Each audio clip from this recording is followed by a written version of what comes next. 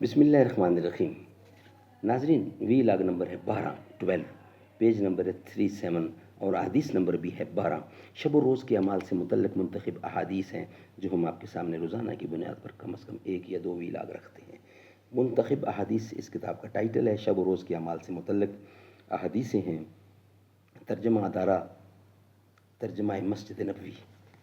ناظرین، مملکت سعودی Arabia general presidency برائے امور مسجد حرام و مسجد نبوی ادارہ عامہ برائے ارشاد و رہنمائی شب و روز کے اعمال سے متعلق صحیحین کی منتخب احادیثیں ہیں جو ہم آپ کے سامنے روزانہ کی بنیاد پر کم از کم رکھنے کی کوشش کریں گے، 1 یا 2۔ نحمدہ ونصلی علی رسولہ الکریم، بسم اللہ الرحمن الرحیم۔ وہ دانائے سبل خیر الرسل مولائے کل،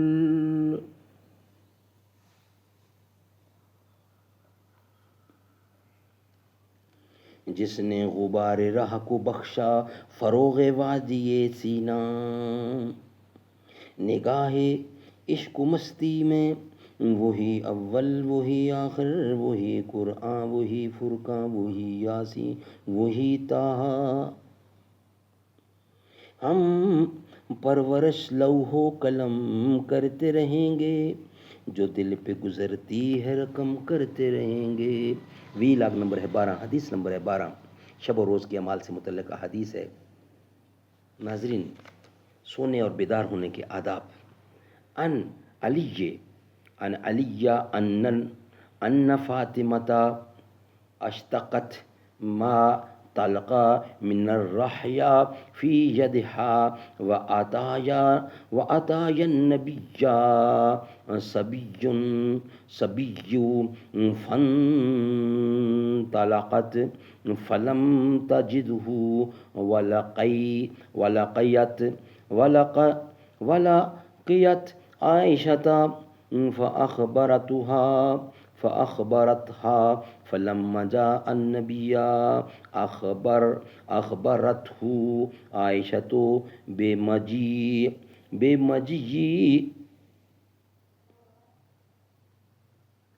فاطمة إليها، فجاء النبي إلينا وقد أخذنا مضاجعنا فذهبنا نقوم، فقال النبي على مكانكما، فقعد بيننا حتى وجدت برد قدمه على صدره، ثم قال ألا أعلمكما خيرا مما سألتما إذا أخذتما مضاجعكما أن تكبر الله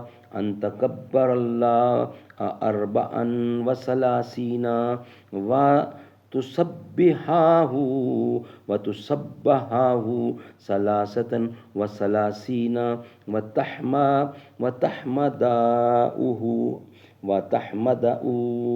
وتحمده 33 فهو خیر لکما من خادمی۔ سیدنا علی رضی اللہ سے مروی ہے کہ سیدنا فاطمہ الزہرا نے چکی چلانے کی وجہ سے اپنے ہاتھ میں چھالے پڑ جانے کی شکایت کی۔ اس کے بعد آپ صلی اللہ علیہ وسلم کے پاس کچھ غلام اور لونڈیاں آئیں تو وہ بھی لونڈی کے حصول کے لیے گئیں، لیکن آپ صلی اللہ علیہ وسلم نہیں ملے۔ تاہم عائشہ صدیقہ سے ملاقات ہو گئی تو انہوں نے اپنے آنے کی وجہ بتلائی۔ چنانچہ رسول اللہ تشریف لائے تو عائشہ نے رسول اللہ کو فاطمہ کے آنے کی خبر دی۔ چنانچہ رسول اللہ ہمارے پاس آئے، ہم اس وقت لیٹ چکے تھے، ہم اٹھنے لگے تو نبی اکرم نے ہمیں منع فرما دیا۔ پھر آپ ہمارے درمیان بیٹھ گئے، یہاں تک کہ میں نے آپ کے قدم کی ٹھنڈک اپنے سینے پر محسوس کی۔ پھر آپ نے فرمایا، کیا میں تم دونوں کو تمہارے مطالبے سے بھی بہتر چیز نہ بتلاؤں؟ جب سونے لگو تو 34 بار اللہ اکبر، 33 بار سبحان اللہ اور 33 بار الحمدللہ کہو تو یہ تم دونوں کے لیے خادم سے زیادہ بہتر ہے۔ سبحان اللہ۔ قاضی ایاز کہتے ہیں ظاہر یہی ہے کہ آپ صلی اللہ علیہ وسلم انہیں یہ سکھانا چاہتے تھے کہ آخرت کی تیاری دنیاوی امور سے ہر حالت میں افضل ہے، اور آپ نے اخروی امور پر اکتفا صرف اس لیے کیا کہ آپ انہیں خادم مہیا نہیں کر سکتے۔ قرطبی کہتے ہیں کہ آپ نے دونوں کو ذکر کرنے کی رہنمائی فرمائی تاکہ تھکاوٹ کے وقت کسی مطالبے کی بجائے ذکر الہی اس کا عوض بن جائے، یا یہ وجہ بھی ہو سکتی ہے کہ چونکہ آپ نے اپنے لیے فقیری اور اس کی شدت پر صبر کرنے کو ترجیح دی، اس لیے آپ نے وہی چیز اپنی بیٹی کے لیے بھی پسند کی تاکہ ان کے اجر میں اضافہ ہو۔ دیکھیں فتح الباری میں یہ لکھا ہے، یہ حوالے ہیں، حدیث ہے 3502، حدیث ہے 1357/3، اور حدیث ہے 5046، اور حدیث ہے 5051، اور حدیث نمبر ہے 5959، اور حدیث نمبر ہے 2329۔ مسلم کی یہ حدیث ہے، اور حدیث نمبر ہے 2727 اور 2091۔ یہ تمام حوالے ہیں۔ ناظرین، یہ ویلاگ ہمارا یہاں ہی کمپلیٹ ہوتا ہے۔ انشاءاللہ نیکسٹ ویلاگ ہم آپ کے سامنے رکھیں گے نئی حدیث کے ساتھ، وہ ہماری نئی حدیث ہوگی، حدیث نمبر 13، وہ ہم کل انشاءاللہ آپ کے سامنے رکھیں گے۔ آج کا یہ ویلاگ ہمارا یہاں ہی مکمل ہوتا ہے۔